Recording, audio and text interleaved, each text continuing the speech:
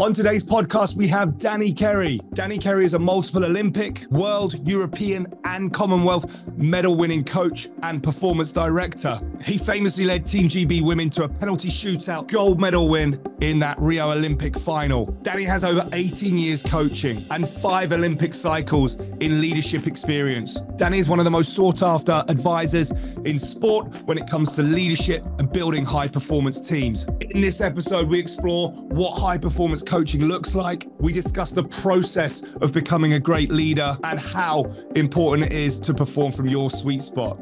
I hope you enjoy. Danny Kerry, welcome to the podcast. How are you doing? I'm good, thanks, James. Yourself? Yeah, really good. I'm really excited to speaking to you today. And I wanted to kick off with asking you where it all began for you.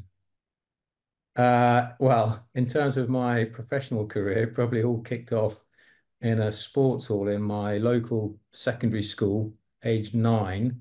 I wasn't even at the secondary school at the time. My brother was next door playing indoor hockey, and I was supposed to be waiting for a gymnastics coach, but he never arrived. And so the hockey coach and the activity next door wanders in and goes, "What are you doing?" So I'm waiting for my coach. He said, "Well, come on, you come next door and join in with your brother." And this shows how old I am. They said, "Oh, we're doing a thing called a warm-up, that it's new to sport. You prepare your body for sport." And we chuckle now, but warm-ups literally just didn't exist. And because I was a gymnast then at that age of sort of 9, I could do the splits and, do all of the stretches, and everyone was like, "Wow." And yeah, so I had a 2-year head start on sort of my peers with hockey, and that sort of got me up and running. Fantastic. And what was it, love at first sight with that sport, or was it something you grew into? Or I think a lot is to do with my dad. My dad was big into his sport, and I remember either watching my dad or him ferrying us around to different activities, whether that was gymnastics and hockey. And I would say also, like loads of people, there's normally one person that sort of really gives you their time. So there's a school teacher called Ken Gregory, who didn't have a hockey background. He was from football world, but he just used to drive us everywhere and take us to school fixtures. And we were sort of the ragtag sort of state secondary school bunch that became very good at hockey, and we went off to play some big independent schools, and just really giving of his time. He was very high on sort of values, very high on sort of expectations of how we should be, and very giving of his time. And whenever I talk to any athletes, there's always someone like that. There's a parent or a teacher or someone who's just given people their time, and it gives them the opportunity. absolutely. And in terms of, I guess, the next step, so that's your first exposure to this sport that you've gone on to have incredible success in. But talk to us about perhaps your teenage years or that journey to university. Like can you talk us through that? Yeah, so I was pretty straight-laced. I was adamant I was going to be good at hockey. And so whilst all of my sort of mates were probably doing what teenage people do, I was kind of, well, I'll drive, or I can't, I'm going to look after myself today. I've got a game tomorrow. And I was sort of playing in the adult team as a teenager. So I was pretty straight-laced. I wouldn't say I was dull, but I wasn't certainly out there doing Larry stuff like some of my friends were. And then sort of entered my A levels and heard about Loughborough University, and sort of had the reputation for sort of sports science, physical education. And I was mad keen to go there, by and large, because of that reputation. But I didn't think I'd get the grades to study sports science there, because at the time I think it was straight A's, and I think it probably still is. Yeah. Um, so I was thinking, right, how can I get there? Probably getting on the grades I kind of needed. Didn't realize that sort of with my sporting background, I possibly would have got in the back door a little bit. So I applied for information technology and human factors, of all things. Wow. And I remember getting in on that route and changing within 6 days to sports science, much to my parents' dismay. They could see me making a fortune as some Tech IT. wizard to Yeah, sports science. they're probably right. But Yeah. Yeah, who knows, that ulterior path? That would have been an interesting one to plot out.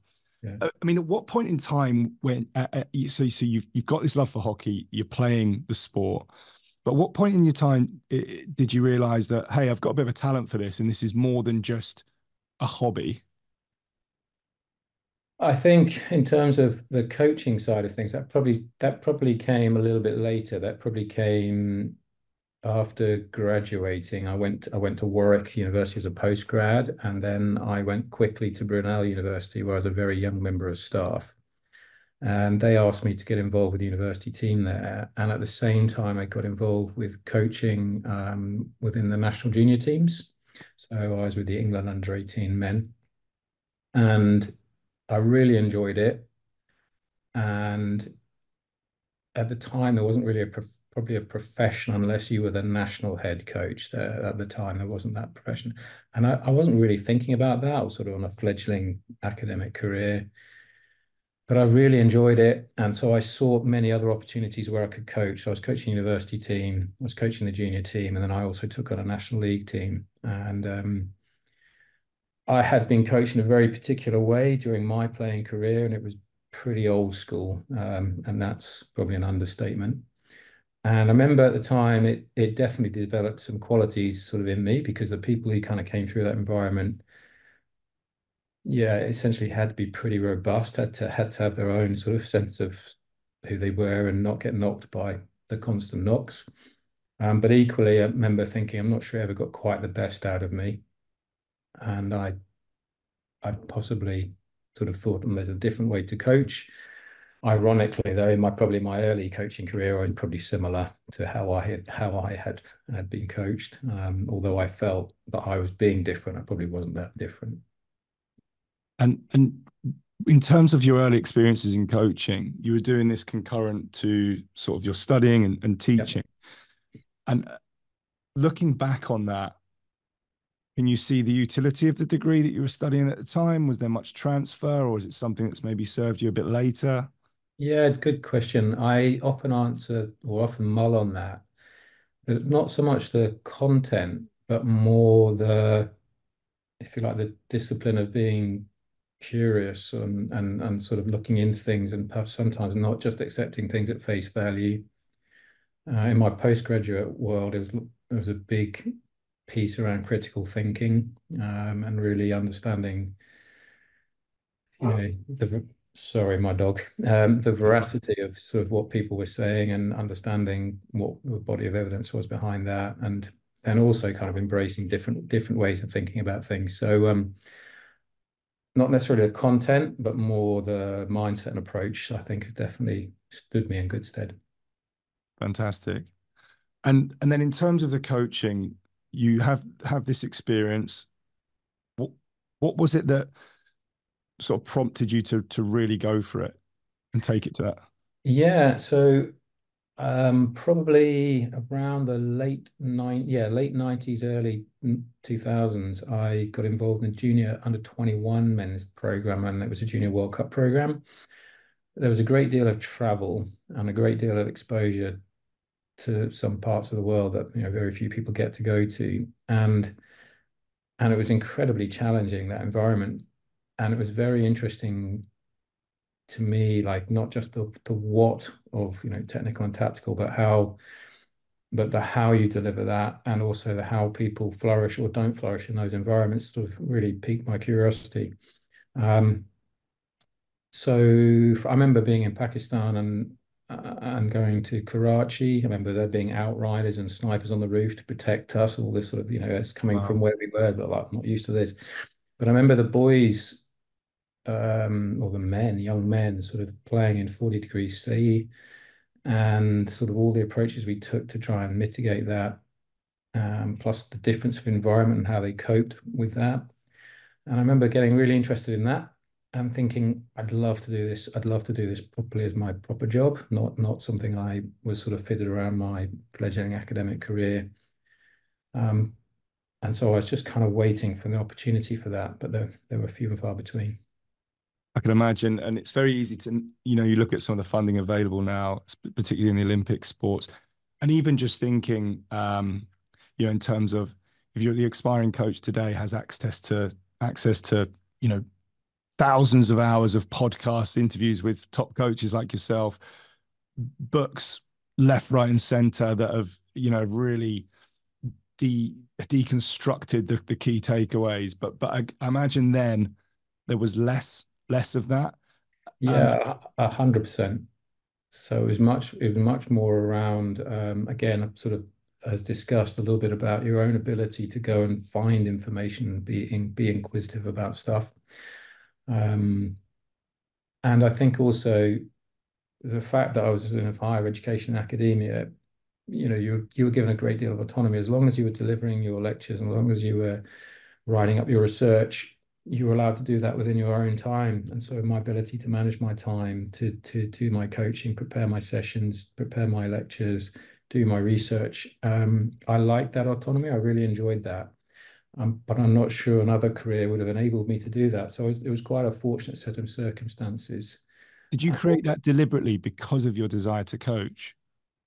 Maybe unconsciously, Okay. maybe unconsciously. I'm not sure it was a conscious decision, but I think had I been in an environment where I sort of constrained and I wasn't able to keep my commitment and involvement with hockey, I probably would have started looking elsewhere. Okay. And so what was I guess the next step for you in terms of a breakthrough that enabled you to I guess professionalize to Yeah, I mean, I benefited from a really a quite a poor experience for a number of people. So in 2004, the Great Britain Women's Programme were one of the favourites to qualify for the Athens Olympics, and I was currently involved in the junior under 21 men's programme, and the women's team in '04 didn't qualify, so they went out to Auckland. They didn't qualify for the Athens Olympics. It was a very good program. They were playing very, very well, but didn't cope and thrive and survive in the pressure of Olympic qualifying tournament. And as a result of that, the head coach resigned. There was a huge loss of funding to that program, and then the program's in a little bit of hiatus. And the board at England and GB Hockey realised that they didn't have that much money, and they were going to have to probably invest in a young British member of staff, and that was me. So I put my hat in the ring, not really expecting to get beyond the first round. I think because I was relatively calm, thinking I don't really stand a chance here, but could demonstrate sort of some key skills. I ended up very fortuitously sort of getting that role, and started on January the 1st, 2005. brilliant. And you come into that role, where's your head at? What's the plan there? So this is a little anecdote. I remember, so I found out in about October, November that I'd been appointed, and literally the same day I was coaching Canterbury women in the National League, and I had to go up to Alton in West Warwickshire with my club team. And I remember sitting in a tiny little hotel room, and they've got those tiny little writing pads that they have on the desk in hotels.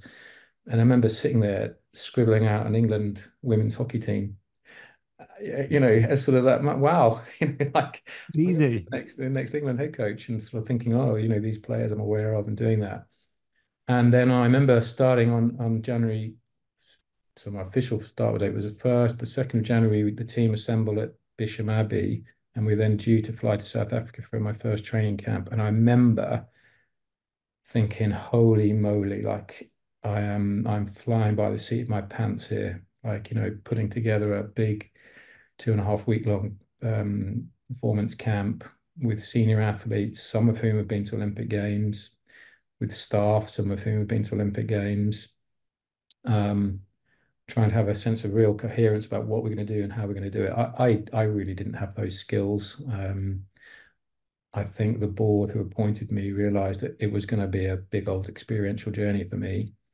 But I remember literally thinking, wow, like, okay, this is a big leap from where I have been within the junior pathway to now leading the national team. And what was the biggest difference there? Just the pressure that comes from working with people who are the tip of the spear in their craft. The scale and complexity of all of the performance challenges. So your ability to work across practitioners who are highly skilled in their own right, have a huge amount of their own experience, aligning and ensuring sort of the coherence across that. Then the same thing with the athlete group. So some highly experienced, highly skilled, have seen many coaches come and go. Again, helping to sort of galvanize, align that group, plus all that goes with that. So all of the human experience, human emotions that go with that. So, here's a new head coach. What do they think about me? How do I interact with this coach? What are they thinking about me? What does this change mean for me?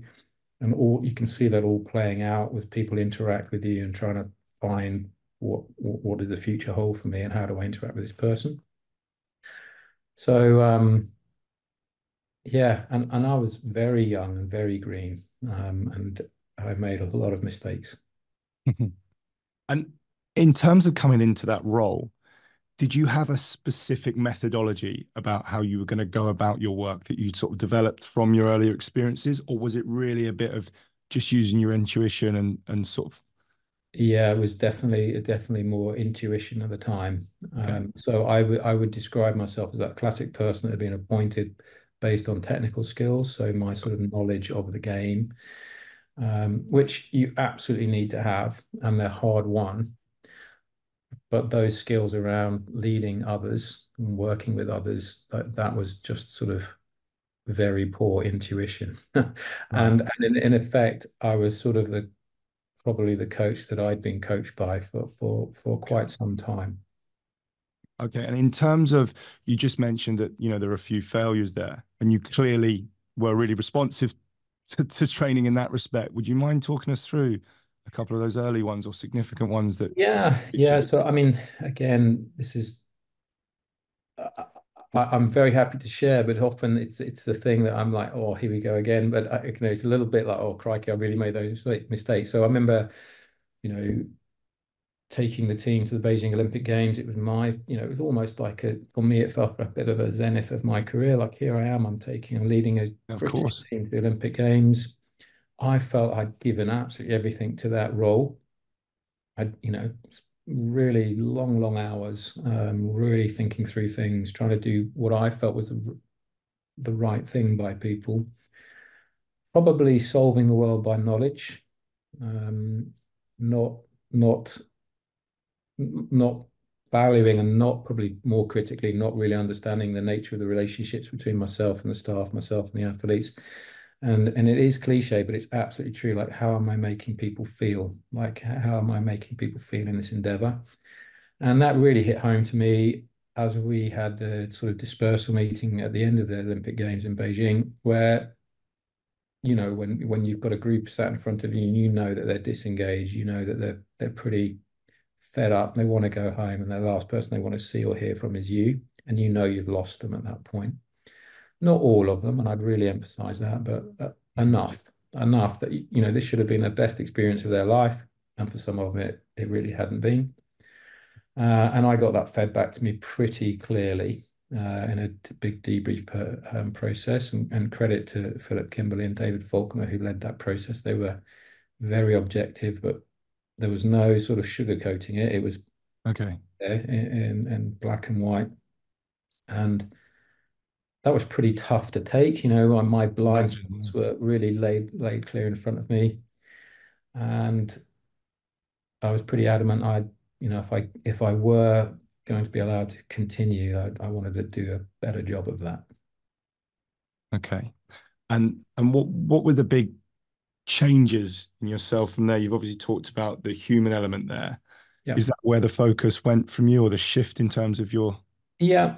So it's really just being aware of, having much more awareness of myself. Like, how am I under my defaults? Where do I go to under pressure? What's the perspective I carry on the world? How do I see problems and how do I see the solutions? And understanding there's many more perspectives than the one that I had. And even now, like, you can get that wrong. What I think I've done more skillfully in more recent years is sort of sharing this information with the groups that I've worked with, and them understanding the different perspectives and lenses that they bring. I'm understanding the different lenses and perspective I bring. And rather than expecting people to change massively, it's just understanding that from time to time you may need to flex a little bit. But if you want me to be at my best, if you want me to play to my strengths, accepting me a little bit for who I am, um, And more recently, I've just finished a contract with Canada with the Canadian national team, and hit a real sweet spot there. The athletes, I went out of my way for them to understand this is me at my best. This is when I'm going to get it slightly wrong, and from time to time, you're going to have to, help me get to back where I need to be. But if you allow me to be at my best, I can really do a good job by you. And at the same time, I will try my hardest to do the same for you. Like understand you and you at your best, not expecting you to all conform to one homogenous way of being, and really leveraging on the strengths of the team. And that was a really good experience out in Canada. Fantastic. And the players, I'm assuming, were just sort of super responsive to that message. Yeah, all of a sudden, again, it's sort of a bit of a cliche statement now, but sort of leading more with curiosity and less with judgment. Much more people feeling supported for who they were and are, rather than being judged. Often false assumptions about how people are, but more inquisitive as to why some people can, after a very tough loss within an hour, can be back on track and looking forward to the next game. Sure. And other people are sulking around and trying to process it, and them judging each other for those behaviors rather than understanding that that's different people's ways of coping with that performance, and sort of leaning into that difference. That's fantastic to reflect on, and I think it's so powerful. You see, I think it's so easy as a young coach, or in particular, I guess I've seen this quite a lot in football, and I'd almost use the term, I guess, joysticking to an extent, or this is how I want to play from a tactical, almost looking at it like these are the laws of physics. Yeah. Therefore, I want you to act like a robot here and here to fit this system, rather than flexing the system to fit the individual. It's just not quite riding a motorbike, but more like a horse. Yeah, and there's an optimum. So there's a clarity that comes with a really clear framework, and people working within that framework. But there's also a power to understanding when you can allow people some wriggle room within that framework. And again, in my experiences, different groups require more and less of that sort of wriggle room, or whether that framework is best suited to them. So for example, in the women's program to 2012, they really loved the clarity. They absolutely loved it, especially in that pressure cooker environment of a home Olympics. The clarity that they gave them, that framework they gave them. I would say the Rio 2016 group, so for the London 2012 Olympic bronze medal, Rio 2016 gold medal, there was quite a significant shift in the nature of the groups, 50% change in athlete personnel.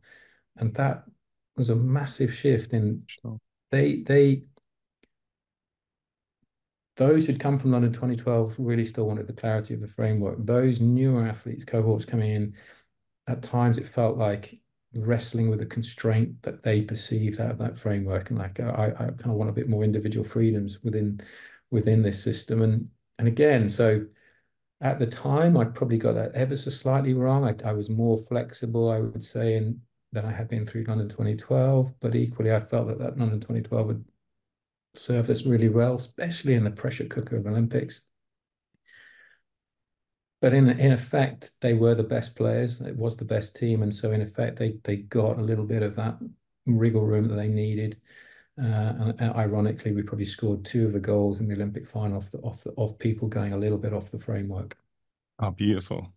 Well, I Yeah. love that. And actually having, I've heard one of the things I was going to talk to you about is this clarity piece, because I've heard when I was doing a little bit of research, someone who's played for you has said to me that you are the absolute master or when it comes to giving your team clarity. So that's a really nice thing to cover there. Just jumping in there, James. Sorry. Like so, some of the domains I've had the good fortune to go to, some of them have been military domains, and some of them sort of pretty specialized military domains. And one of the big take homes was sort of around this sort of mission intent or commander's intent, the different layers of that. And that's one of the things that when we're sort of briefing for high pressure matches, is as long as the real intent of what we're trying to do is understood, athletes then know they've got the license to adapt around that intent. So we need to stop their strength here, and we need to exploit this opportunity here. That's the overarching intent. This is how we think we're going to do this. But if that's not working, then that's still the intent. Yeah, I mean, I love that approach, and I mean, I'm really interested in your perspective because across some of the other invasion sports, I mean, how do you think other sports or coaches do on average in terms of leveraging what you've just talked about there in terms of that structure, in terms of here's intent, here's the foundations of our framework, here's where and when to flex, and here's the sort of left and right of arc of that. Yeah, good question.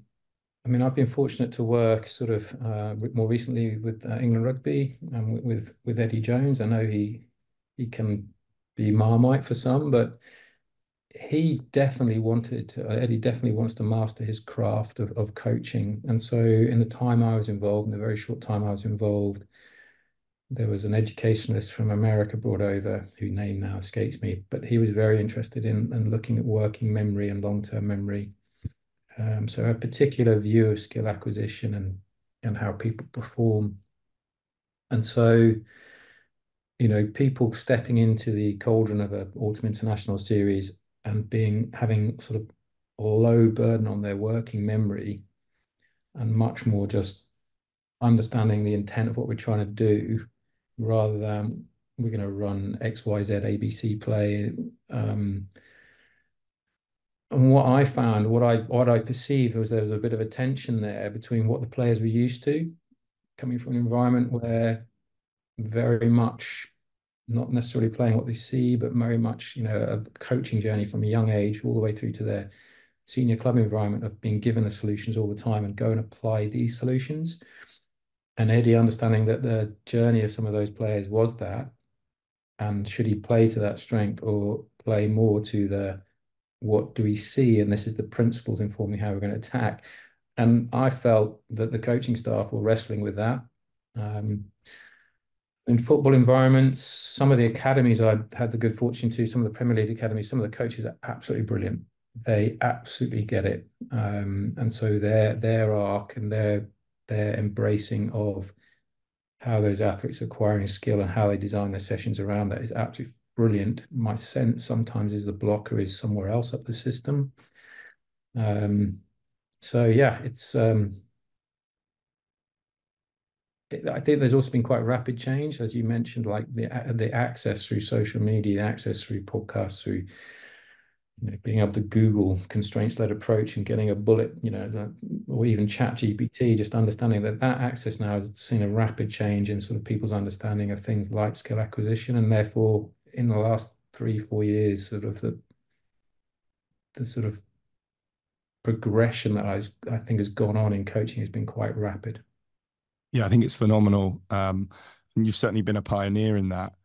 And in terms of making what we've just talked about tangible, could you perhaps give us an example of, I don't know if there's a session that stands out or a period of sessions where there's a sort of tangible example of how you've enabled players to sort of internalize this? Because it's all well and good, sort of like, this is what I want, but how do we actually make this part of our DNA and develop that in our athletes?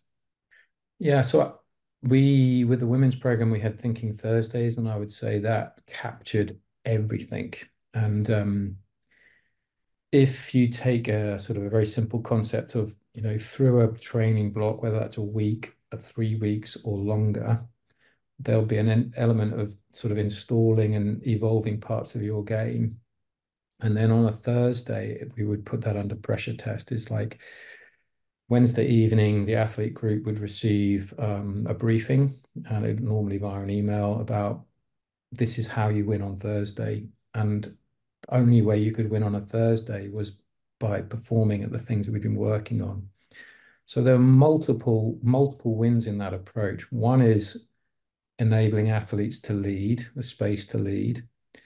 One is you're also requiring those athletes to recall what's been going on and then think about how it's going to apply in this context. Then they've got to do that under the pressure of scoreline and fatigue and pressure.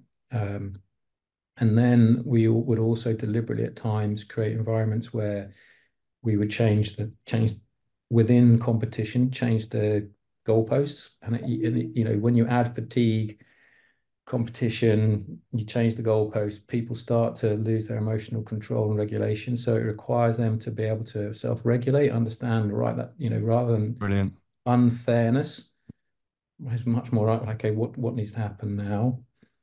And then we would look at sort of levels of thinking. So we would sometimes create abilities for the athletes to call timeouts, very short timeouts, and then occasionally they'd be able to play, for example, like a joker card. So we're going to choose this next 2-minute period. If we create points, we get double points. Or if the opposition have to take that player off, they have to take them off in this next 2-minute period.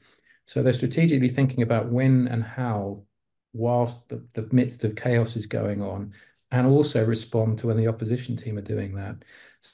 Not just the unconscious skill under pressure, but also the wider strategic, what's going on in the game here, how can we deploy what we can do against what the opposition are doing, and then adapt when that changes. So all of these things are playing out there. And us as coaches, if you're an observer coming in, it looks like we're not doing much. The reality is we spend an awful lot of time thinking about the environmental design.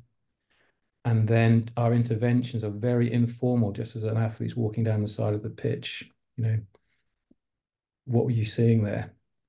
What might have happened there? What could you do differently? Type intervention, rather than your classic everybody in, big, large conversation, impart knowledge. Much more around a very informal, curious, quick question to one or two individuals who are then back into the thrust and cut of that thinking Thursday.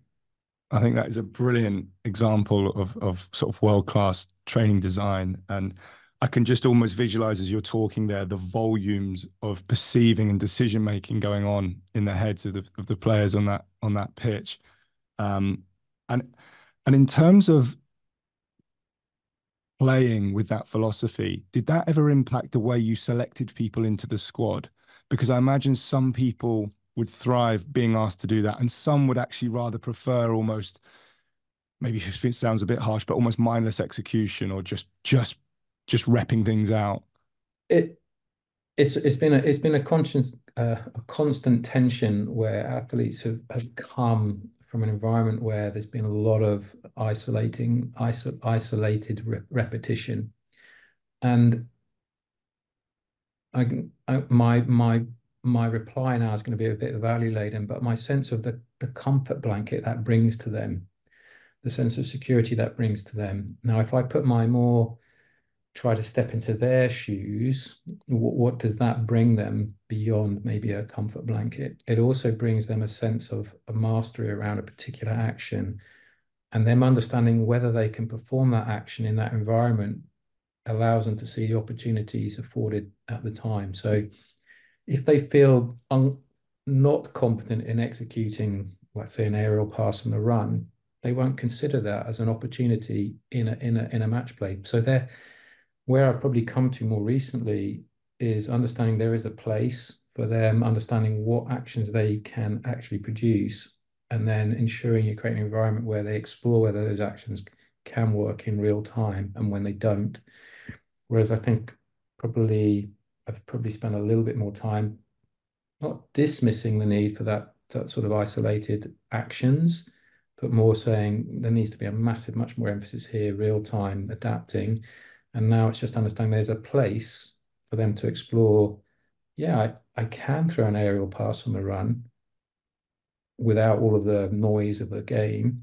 And now I might try and use that aerial pass on the run when I perceive an opportunity exists. And it's getting the balance right for me.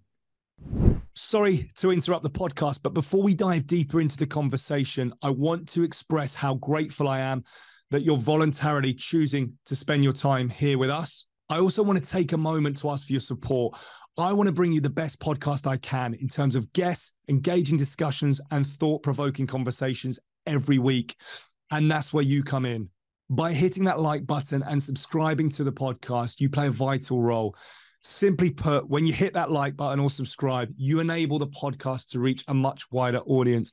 And the wider the audience, the easier it is for guests within my network to convince their agents, management teams to free up their diary and come on the show. Thank you in advance for your likes and subscriptions. Now, let's get back to business. And in terms of designing this type of training, I mean, I guess from a coaching perspective, it requires more thinking, more conversation, really paying attention to what's going on and having to think, simulate forward. What are we trying to do, and where are we leaking progress, and how do we bring that in? But there's probably less of the, like you said, if you were watching that coaching session, like you mentioned, that you probably think, well, what the coach is doing, because there's this almost movie version that the coach should be sat there on the sidelines screaming and shouting, move left, move right. But was that something that was hard to get through to say the coaches when you go to say a new project like the Canadian one, for example? There's definitely a journey for some coaches, that their own sort of understanding of how people acquire skill, and effective learning environments for people delivering skill in the heat and pressure of tournaments. So ultimately, I would always talk about the Olympic Games as 8 matches in 13 days. So rather than look at it as a singular match, it's like what are all the performance challenges when you put that all together, add in a preparatory camp somewhere far flung and hot, humid. So that's maybe 10 days, 2 weeks somewhere, then add in 2 weeks of 8 matches in 13 days. So classically, people think, well, we're preparing for a match, and they get really good at playing a match. No, you're preparing them to be very good in 8 matches over 13 days and living in an Olympic Village and all that goes with that. And raising the staff's awareness of that's how we need to perceive the challenge, not are they very good in a hockey match, it's are they very good in 8 matches in 13 days with everything that goes with it.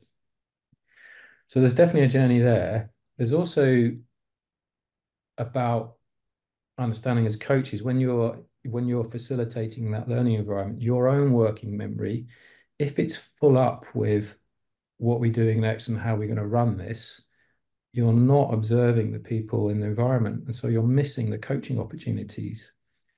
So your ability to see something that is really fundamental and really important, and asking a really high quality question that's going to elicit good learning, is also requires you to have a low sort of working memory, low load on your working memory. So again, that's a journey for coaches. So the more time you spend up front prepping and really thinking through about what are the one or two really key things we want to attune to. So what's our intention going into this session, and what are we going to attend to, frees up your working memory. So when it's there and you see that coaching moment, you can take it. And again, sometimes, I felt, I need to be a bit careful here, but some of the environments I've been in more recently, they're literally thinking about, like, what are we moving to, what and how's that going to operate, and how many balls do we need, and are the scrum bags here, and they're not, their working memory isn't thinking about how they're going to coach. It's like It's sort of managing the session rather than coaching the session. I've seen that a lot. Yeah.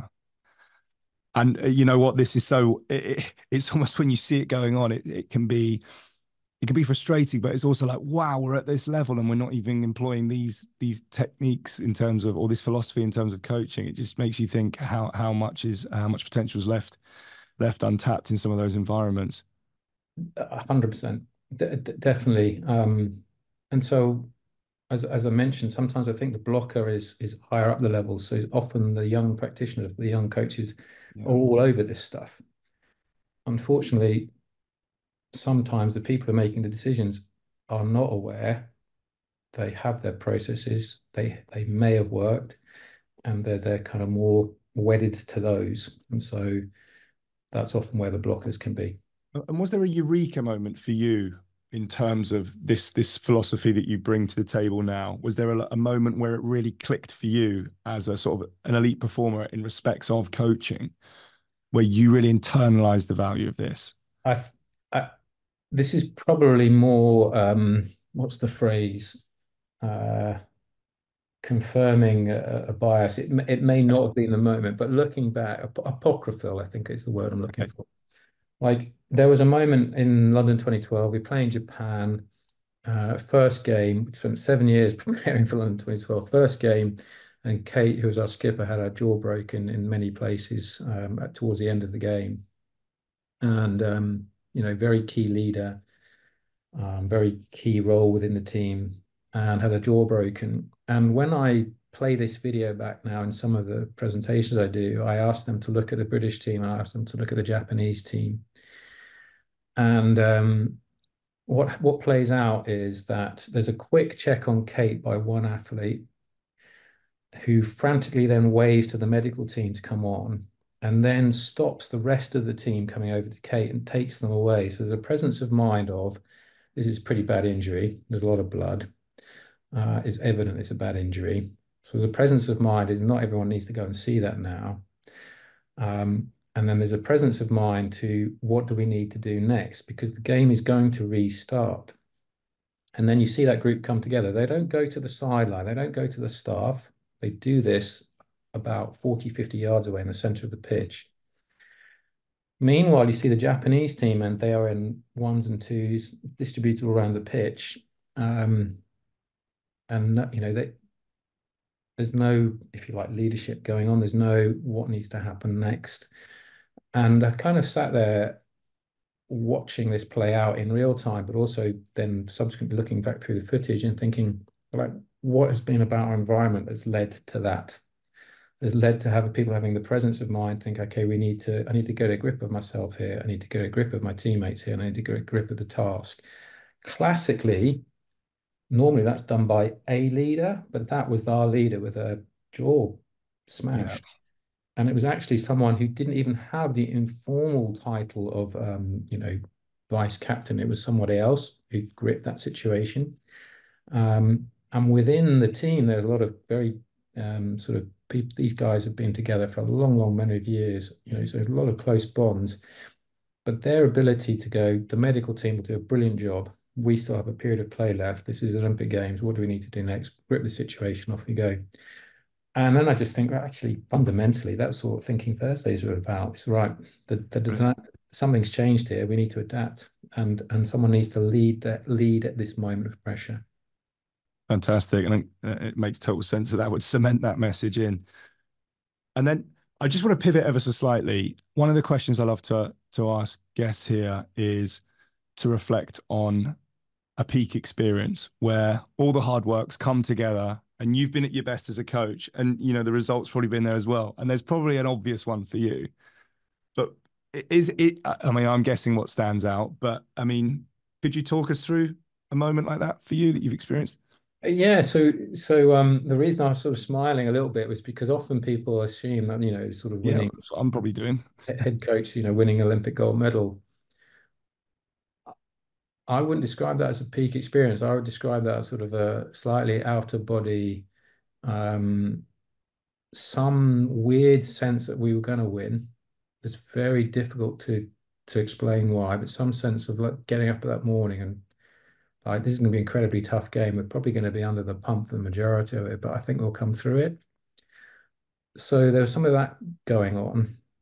And then when the final whistle went and we went to the shootout and we won, I remember feeling very numb, not happy, not jumping around and like Looney Tunes, but just an inability to process all that had just gone on.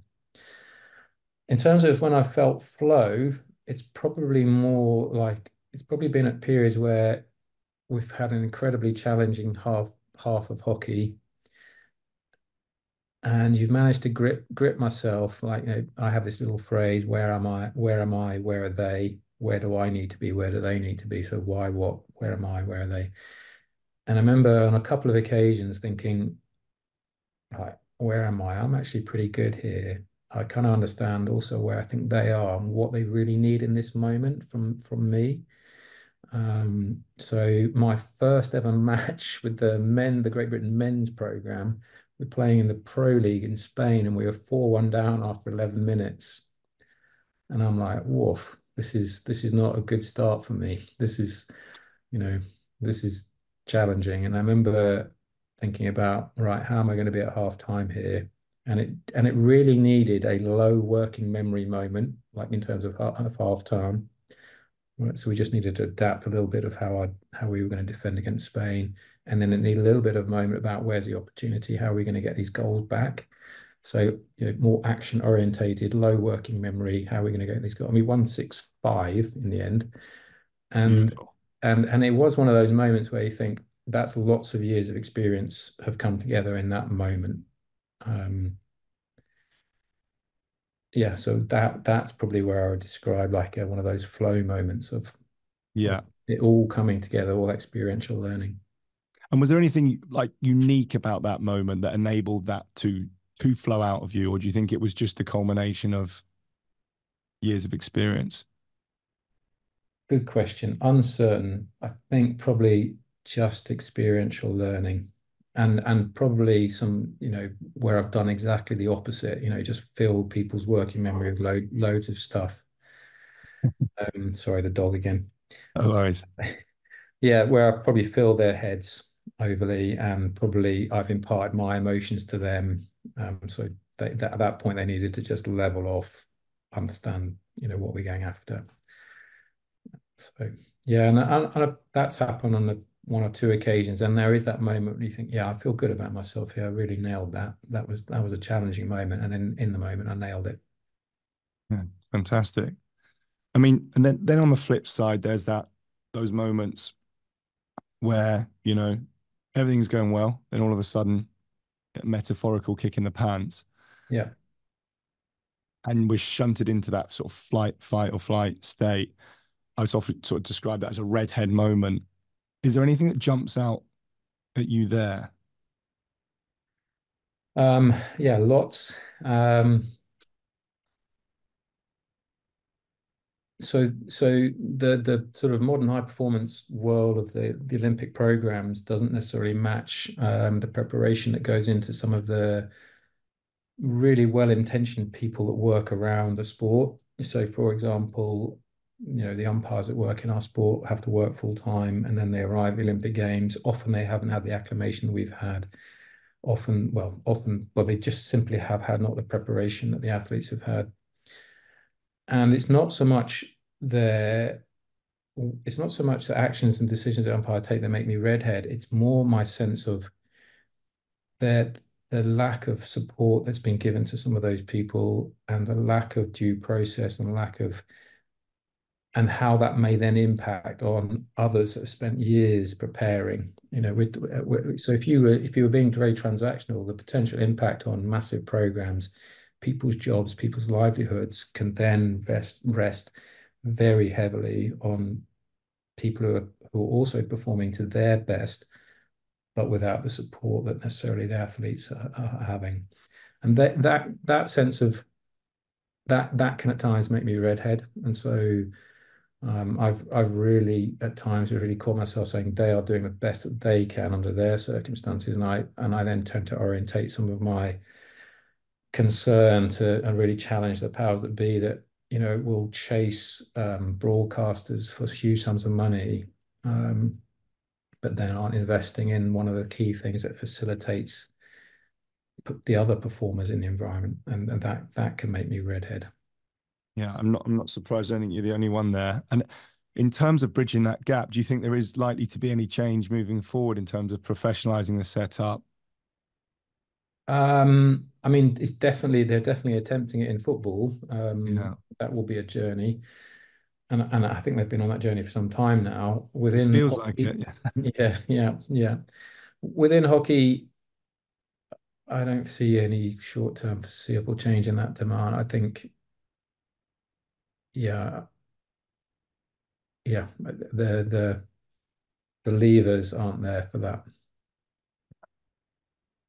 And in those moments where you have lack of control, what sort of things run through your head in terms of, okay, there's this external event that's come in, it's perhaps impacted things in a negative way for you or your team. But do you have a set process for managing that emotional response? That's, of course, we're going to get the response, but we can try and avoid getting caught up in it. And is there anything specific that you'd recommend or that you do yourself? Well, for me, what works quite well is often sitting distance from the performance. So I tend to sit up high. It gives me a better view of what's going on, but what it does do is distance me from the emotions. So sometimes I will lack an empathy for just how hard it is out on their own pitch, because I will just see it very cold and objectively. So there is a potential for a lack of empathy for how hard the stuff is and what they're trying to do. But at the same time, there's also an emotional distance between me and the player. So if I am, getting anxious, I'm not imparting that to the athlete group itself. I'm not passing that over. And it also gives me a time for my walk down for a half time to literally ask myself, like, where am I? I'm pretty redheaded at the moment. I'm pretty fuming about some things that have gone on. Is that functional? No. Like, actually, where do I need to be? Where are they?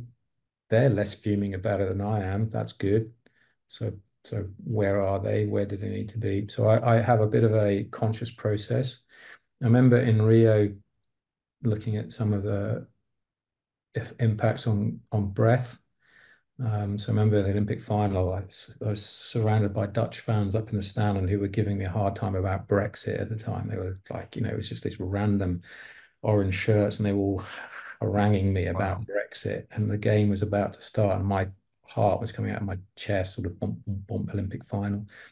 And I remember sitting there thinking, right, I'm going to try some of this square breathing. So I remember giving that a good go.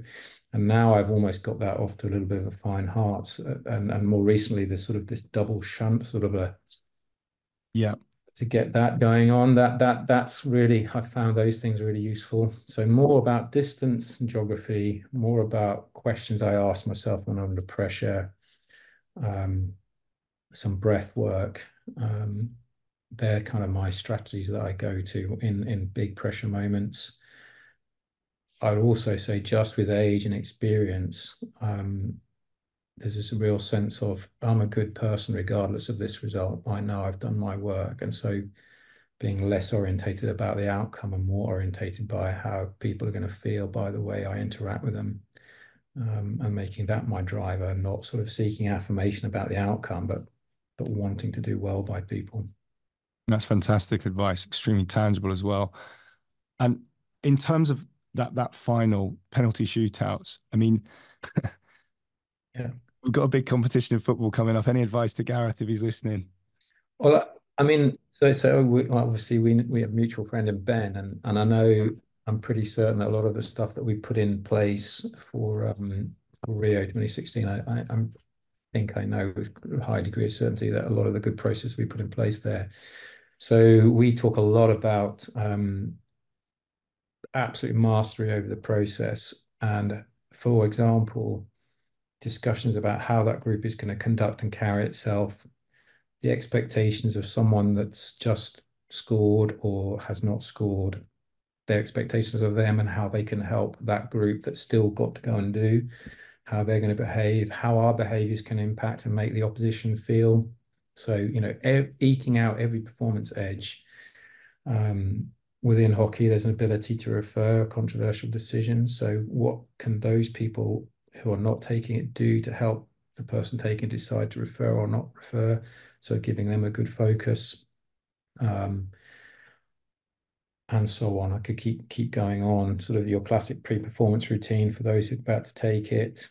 And did you find actually with pre-performance routines, were there certain players that really engaged in it and others that were just like, no, no, no, I know Yeah, that was your experience too? Okay. yeah, 100%. And interestingly, those who are no, no, no, I would almost say that they have their own routine. They're just not really Sure. aware of it. Just They're implicit. in this unconscious, implicit just way of being, and almost in that case, is less is more for those individuals.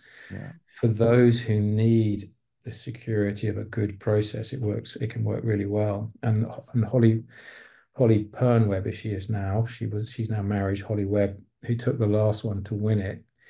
I never forget, and I don't know how true this story is, but Karen, our assistant coach, would take that group of shootout people to do the small group of five plus Karen to help manage them.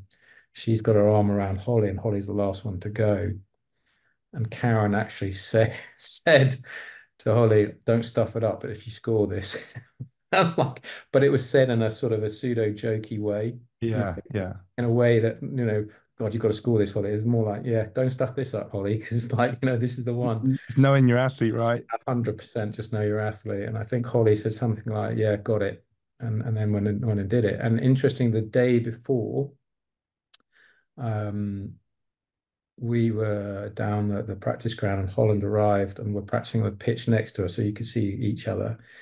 And we were practicing shootout. Some of the athletes decided, I don't want to do a shootout. I don't want them to see that. And some decided to do it. And I'm pretty certain Holly was, no, I'm good to go. I've done what I need to do. I think it was that way around. So again, don't mess with those athletes at that point and don't say you need to go and practice. It's like, okay, Yeah, well, that's, you need a pre-performance routine. You yeah, need, they're the expert on them, aren't they? yeah, Yeah, 100%. brilliant. So interesting. And in terms of, we've talked a lot about training and competing. And of course, the other side of that is rest and recovery. Yeah, You personally, I guess, but then also facilitating that within your team. yeah. Have you had any unique experiences, or what are your thoughts on the value there? How do you engender that?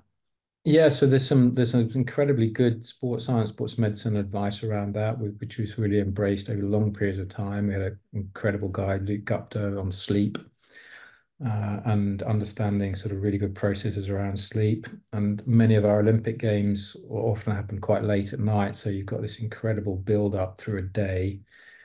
We looked at performance enhancing naps and how to maybe ensure that we didn't wake up out of those naps at parts of our sleep cycle, but then also not fighting the fact that we're struggling to sleep, especially when we've had a late performance, and then just really embracing a really good sort of come down activity, whether that's watching Netflix or something that people aren't thinking, I've got to go to sleep. We That's the play. worst. Yeah. Yeah.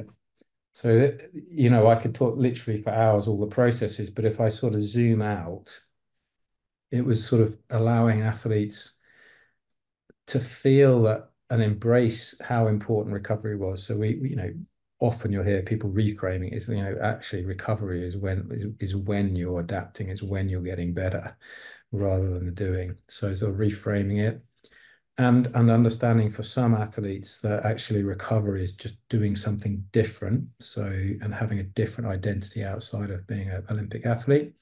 So again, many of our athletes had quite high powered, high intellectual demanding jobs, and it was the difference that gave them the recovery point. Other athletes, no, they just wanted to go out and have some coffee.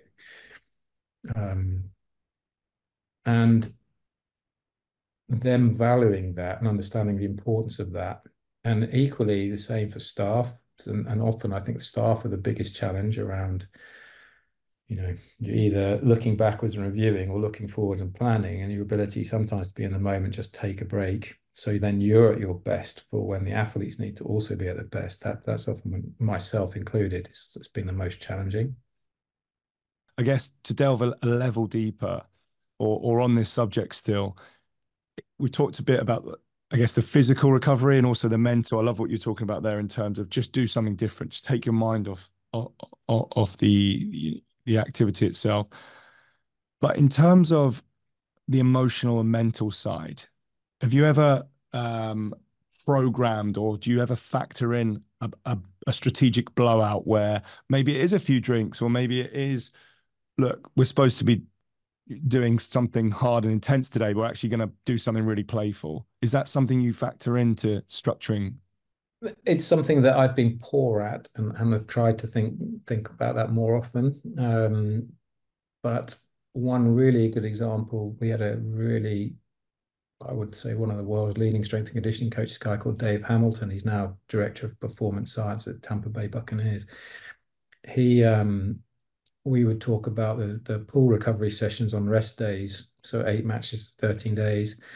And a lot of people would sort of science it. They would talk around, hydrostatic pressure, cold water immersion, all that kind of good sciencey stuff. For us and Dave, we talked actually about just happy hormones.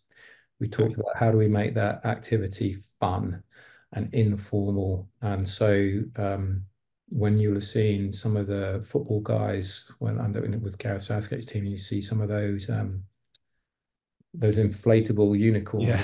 or swans or whatever they are. That a lot of that good knowledge has gone into other domains. It's actually Yeah. some of those recovery practices what you want to do is sort of oxytocin and all of the good hormones that help us Good recover. chemicals. Yeah. Yeah, that just aid, you know, flush out the cortisol, get people into a good place, build bonds, build trust, have fun, have laughter. That's when you're getting brilliant recovery. But of course, if you're talking about that stuff, it's not going to have the effect. You just need to go and Yeah. make sure that environment is fun, informal, has laughter, and at the same time try and combine some good, well, in this case, hydrostatic pressure from the water, cold water motion.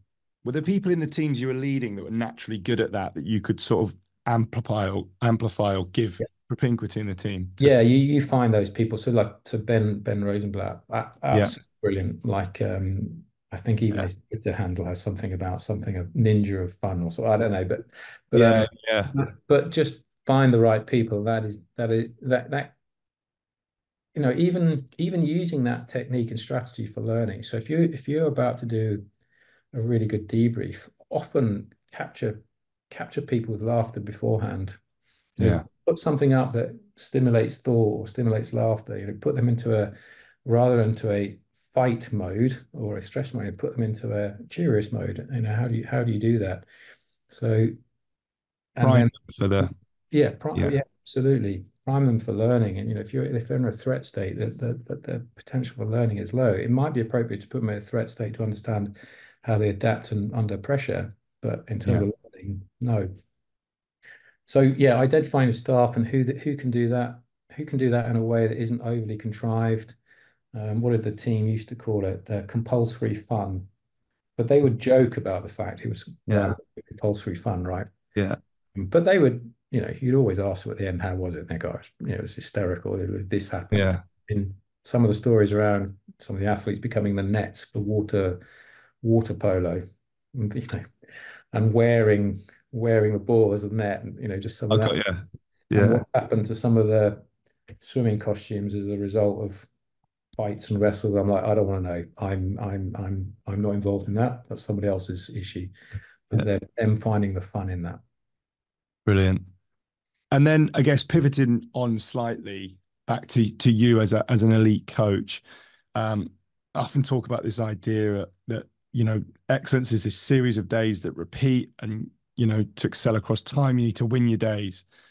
Are there any specific habits, routines, or philosophies you take towards winning your days?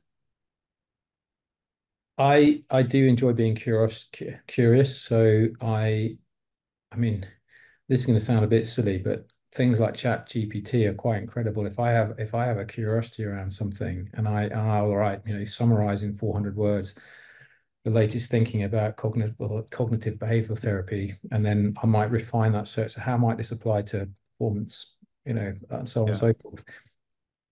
I really, and this may sound sad, but I can really lose myself in some of that endeavor. And I do that. I tend to do that very early in the morning or very late at night. For whatever reason, that's when I'm sort of my most curious. Um, so that I find very useful for me. So the access to it and the ability to sort of drill down, but also ask it to synthesize it in a way that's consumable without having to read, gazillions of pages. Yeah, it's incredible. And we're Yeah. only scratching the surface there as well, right? Yeah, so much. So I really enjoy that.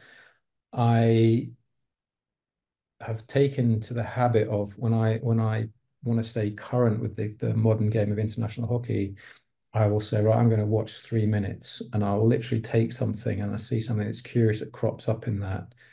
And I'll go, right, well, if opposition are really leveraging on that, like what could we do? What are the opportunities there? What's the threats there? How might we deal with that? And I try Right. to think about, I rather than taking the whole game, I'll zoom in on something, and that aggregation of those sort of ways of looking at it, rather than traditionally I would watch the whole thing and then you just Mhm. got so much stuff going on that you're not really focusing and drilling down.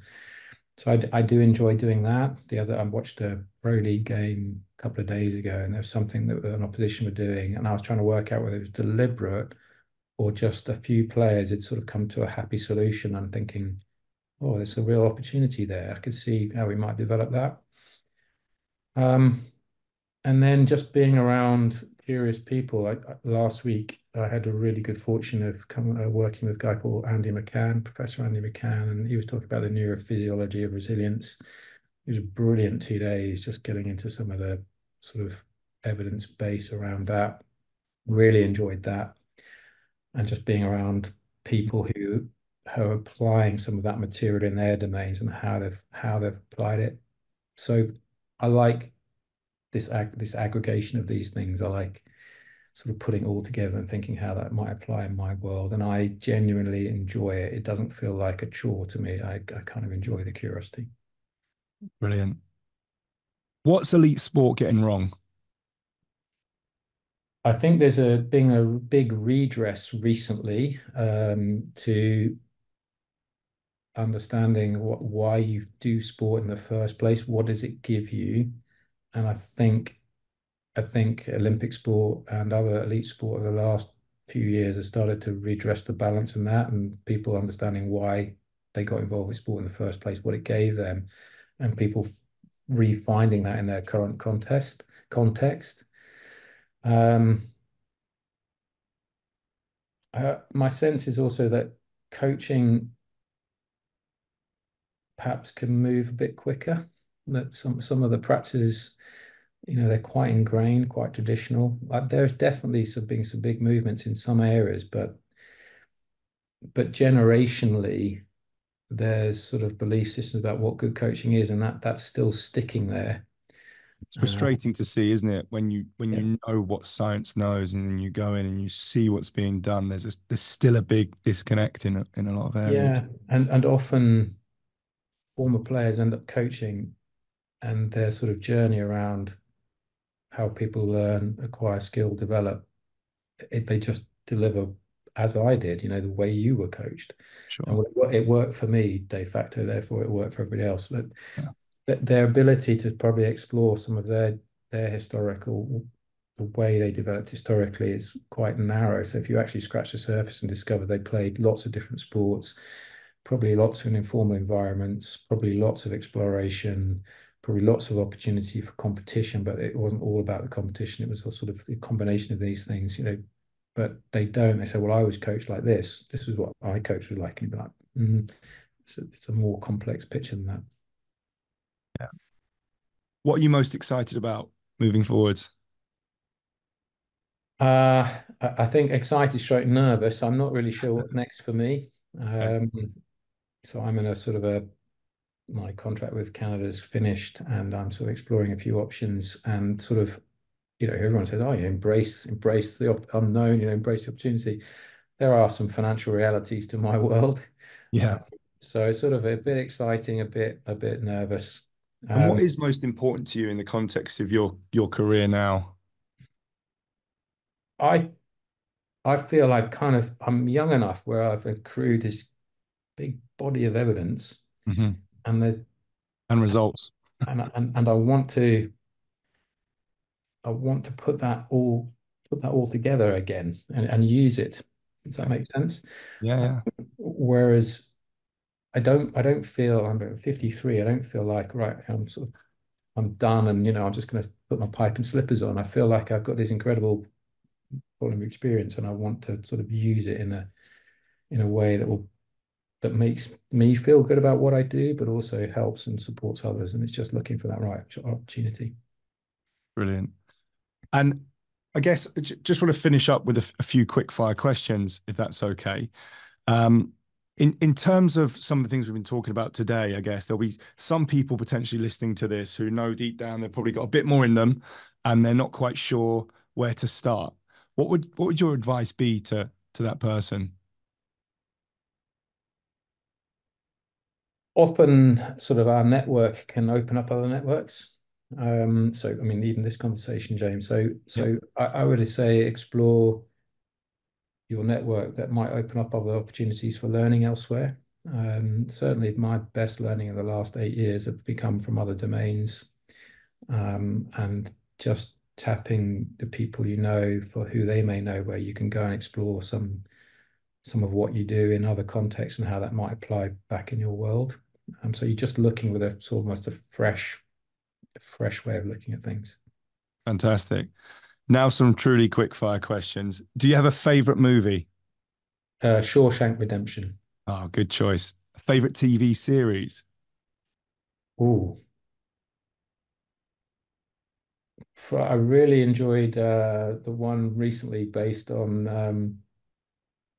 the Murdoch family. What was that? Oh, Succession. Succession. Yeah, I yeah. really, I Don't really have really. on my last few episodes to go. So, yeah, it's fantastic. A favorite book? Um, this is going to be a really left field one, but I really enjoyed the sort of autobiography of General Sir Peter de la Villiers. I Wow, found, that's snap. I read that when I was about 15 years old. yeah, I don't know why. I just like his life journey and his story and how he goes about it and sort of how they all kind of combine and lead to the way he sees Yeah, himself in the world. Really enjoyed that book. I fantastic. also enjoyed Andre Agassi's Open. It's probably the Yeah, best that's a good book. autobiography I've read. Very interesting. Yeah. And do you have a favorite quote or mantra that resonates? I definitely have sort of nabbed, stroke, changed, altered the Gandhi quote, like "Be the change you wish to see in the world." Okay. Like I kind of, I don't even know if I've quoted that right. I've so often bastardized it for want of a better phrase, but be the change you wish to see in the world. And interestingly, um, so within the women's GB women's program, one of their sort of values that still exists and kind of Mhm. continues on is sort of be the difference. Like, don't look to others. You be the difference. You kind of set the tone, set the bait. Oh, I love that. And I wonder if in part that's because quite often I was like, well, you need to be the change that you want to see, so you need to be that. So I think that's come from the Gandhi quote Fantastic. Greatest athlete of all time? that I've worked with or that I perceive. Actually, well, maybe either or, maybe one of both. I'm a huge admirer of Roger Federer. Yeah. I just like also when you see some of the footage of him as a younger athlete and the way he's sort of come to understand what works for him, but also just this sense of timing. Like I watch his phenomenal the timing, and I love the contrast when Nadal, Federer, one is sort of ripping the ball and one is timing, and just sort of Mhm. the flow of his performance. I just find mesmerizing. So that and then in terms of, I think it would be unfair to me to name some hockey players because they'd all be there going, well, hang on a Yeah. minute. There are definitely one or two that spring to mind, but more just to do with the qualities of them as human beings and what they've overcome. So Okay. some of the athletes that I work with is not just what they've overcome on the pitch, is what they've overcome in life. And you would never know this. No, the general public wouldn't know about it. And it's the thing that's made them, but it's also the thing they've had to wrestle and struggle with. Um, yeah, so some of those individuals have been quite inspiring to me. I can imagine. Greatest leader of all time?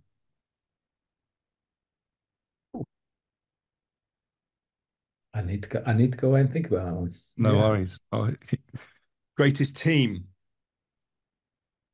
Um, the Great Britain women's hockey team Yeah, that went from 2016. having no program in 04, 05 to then medaling in 2012, 2016. I departed and then they won medal again in 2020. So it's 3 Olympic medals. Now you can argue about the All Blacks and other bits and bobs and things. Just so in the context I've been involved in that journey of that group and some of the athletes that have come out of that, that's the greatest team I've been involved in. Yeah, but the Brilliant. 3 Olympic medals in over 12 plus years, the scale and nature of change of the personnel, yet the ability for it to evolve. That would be my It's say. an incredible story. Yeah. And last question, if you could have coffee with any historical figure, who would that be? Oh, without wishing to sound overly highbrow, there's a guy called Antonio Gramsci who So the sociologist on the podcast will know who he is. He was a neo-Marxist. He was imprisoned in Italy, and he wrote these books called the Prison Notebooks. And he became fascinated by how those people in positions of power maintain their position of power, not through sort of economic forces, but through inculcating a value system that kind of reinforces why people in positions of power should be in positions of power.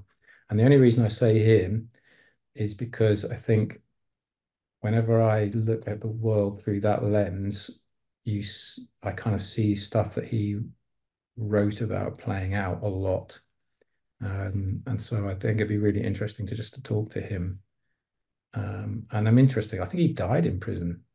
I'm not sure. I need to check that, but he was in prison for his views. But it became quite seminal writing and a way of sort of looking at the world that just prompts you to look different. He talks about hegemony or hegemonic theory. But anyway, that's a real rabbit hole. I'll leave you on that one, James. Yeah, no, it's a fantastic one to leave on. Look, Danny, thank you so much for taking the time to speak with us today. There's so much to take away from that, and I can't wait to listen to this one back. Thanks, James. I really appreciate the opportunity. And yeah, thanks very much. Speak soon. Thank you for choosing to spend your time with us today. I love this topic of human performance and excellence, and I've been engaged in it neurotically for the last 20 years. It's a sincere privilege to have the opportunity to share my knowledge, network, and learnings with you. Now, go and put the principles to work. Make sure you let us know what resonates. Reach out with questions, blind spots. We've got you covered. Remember, excellence is just a series of days repeated over and over again. Now go and win your day. In 2021, I published my first book, Accelerating Excellence. If you're finding the conversations and information on this podcast useful, you might want a physical reference point and to gain even deeper awareness of the concepts discussed.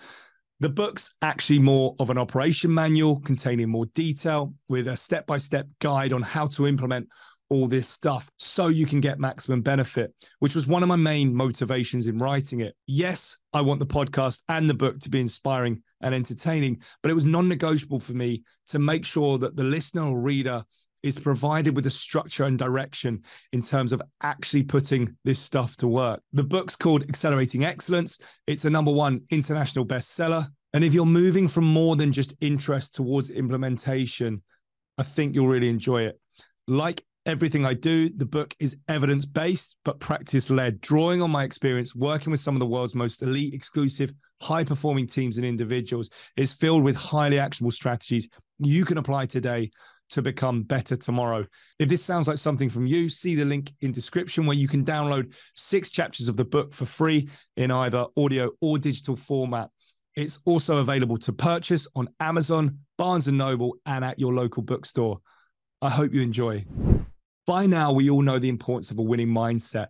We're bombarded with elite performers telling us that mindset's what separates the best from the rest. That if we want to be successful, we need to be more confident, resilient, and motivated. And of course, when panic strikes, we need to calm down, relax, or chill out. Great, we get it. But the question is how? We're given this guidance with almost zero practical advice in terms of how to achieve it. Where can we actually go to develop that world-class mindset?